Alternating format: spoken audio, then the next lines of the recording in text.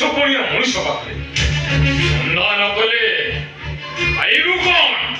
ଆରେ ବଞ୍ଚିବୁ କେମିତି?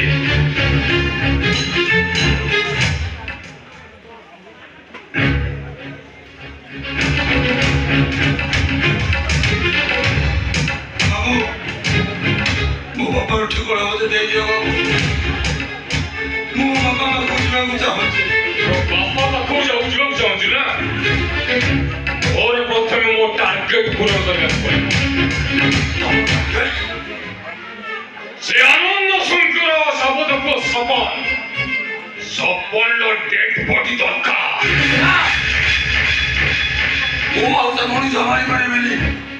ମୁଁ ବି ତ ବାପାର ଠିକଣା ଦେଇପାରିବି। ବାପା ବାପାକୁ ଯେତେ ଚିତ୍କାର କର, ଯୁଗ ପରେ ଯୁଗ ବିତିଯିବ, ହେଲେ ତ ବାପାର ଠିକଣା ତୁ ପାଇବୁ। ଅବୁଝା ହଅନା ଶିକା। ଅମ୍ବିକା ବାବୁଙ୍କ କଥାରେ ରାଜି ହେଇଯା।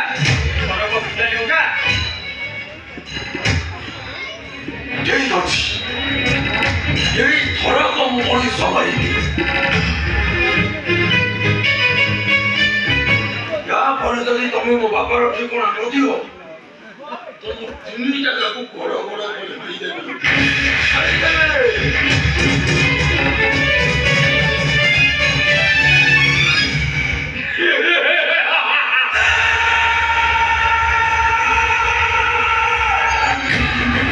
অম্বিকা প্রসাদ জব্দে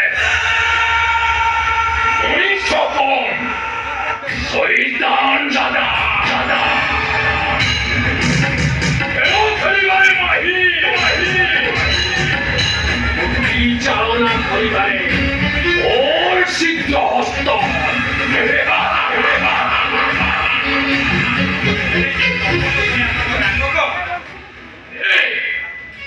ও ব্যক্তির নেতা সাজিছি নেতা।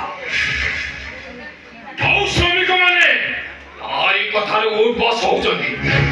ସେ ଶଳାଟାକୁ ରାସ୍ତାରୁ ହଟେଇ ଦିଅ। ନା ଥିବ ବଂଶ, ନା ବାଜିବ ବଂଶ। ମାନିବାକୁ ପଡିବ ଆପଣଙ୍କ ବୁଦ୍ଧି। ମାରିବା ପରେ ଶିବା ବାବାର ଠିକଣା କେମିତି ଦବ? ସେ ଶଳାଟାକୁ ତା ବାପାର ଠିକଣାରେ ପଠେଇ ଦିଆଯିବ। ରାମ ନାମ ସାଙ୍ଗ ହେ।